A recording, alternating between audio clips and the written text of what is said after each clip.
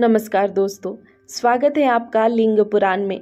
आज हम देखेंगे पितृस्वर तथा देवताओं आदि का वर्णन तथा शंकर जी का महात्म्य।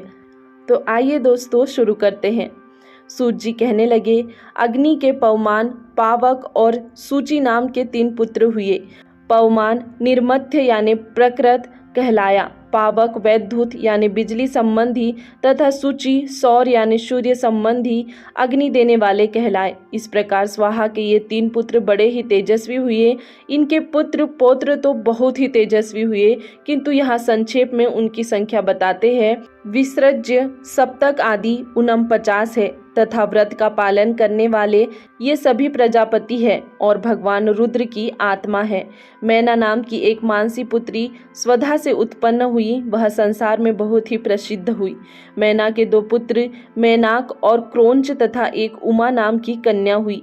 गंगा और हेमवती को भी पैदा किया, जो शिव के शरीर का स्पर्श पाकर परम पवित्र हुई। यज्ञों की जननी धरती को पैदा किया, जो उनकी मानसी पुत्री है। कमल के से नेत्र वाली स्वधा मेरु राजा की पुत्री हुई। अब अमृत पान करने वाले पितरों का वर्णन करता हूँ तथा सभी ऋषियों के कुलों का भी विस्तार से वर्णन करता हूँ, उसे आप सभी ध्यान पूर्वक सुने।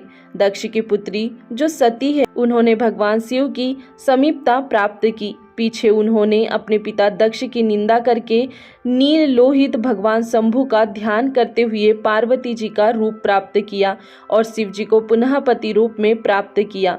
उन निर्मल नील लोहित सभी रुद्रों के स्वरूप, जिनसे ये सभी 14 लोक आच्छादित है तथा जो जरा और मरण से रहित है, उन रुद्र भगवान से ब्रह्मा जी बोले, हे महादेव, हे 3 नेत्र वाले, हे नील लोहित, आपको नमस्कार है। आप सर्वज्ञ हो, सबकी गति हो, दीर्घ हृदय तथा वामन भी आप ही हो, दीर्घ ह्रस्व तथा वामन भी आप ही हो।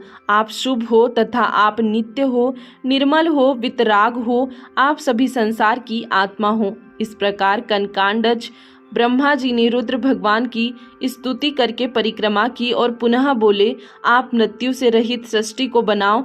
तब शिव जी ने कहा कि यह तो असंभव है। हे ब्रह्मा जी, आप ही जरा मरण से युक्त जैसी चाहो वैसी सृष्टि बना लीजिए।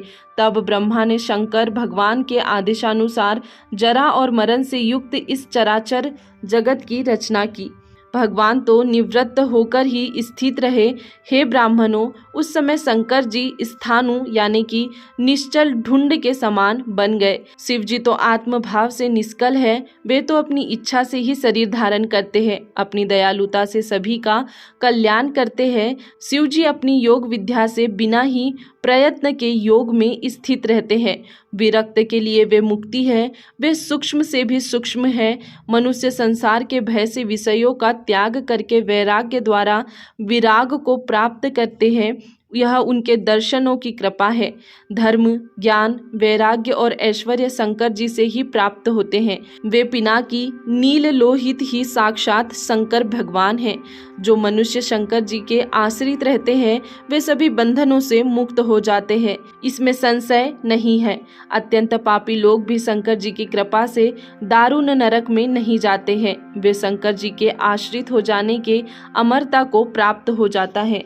ऋषि बोले, घोर आदि 28 प्रकार की माया से युक्त पापी जन करोड़ों प्रकार के नरकों में पकाए जाते हैं, क्योंकि वे पापी जन नील लोहित शंकर भगवान के आश्रित नहीं होते हैं। भगवान शिव सभी प्राणियों के आश्रय है, अव्यय है, संसार के स्वामी है, पुरुष है, परमात्मा है। तमोगुण से वे काल रुद्र है, रजोगुण से ब्रह्मा है और सतोगुण से वे सर्व प्रकार जाने गए विष्णु भगवान हैं। निर्गुण रूप से वे महेश्वर है। हे महामते सूत जी, अब आप कृपा कर यह बतलाइए कि मनुष्य किस कर्म या अकर्म से किस नरक में जाते हैं। यह सुनने का हमें बड़ा कौतूहल है। दोस्तों, आज के लिए इतना ही। इसके आगे देखेंगे हम कल के वीडियो में। तब तक के लिए धन्यवाद।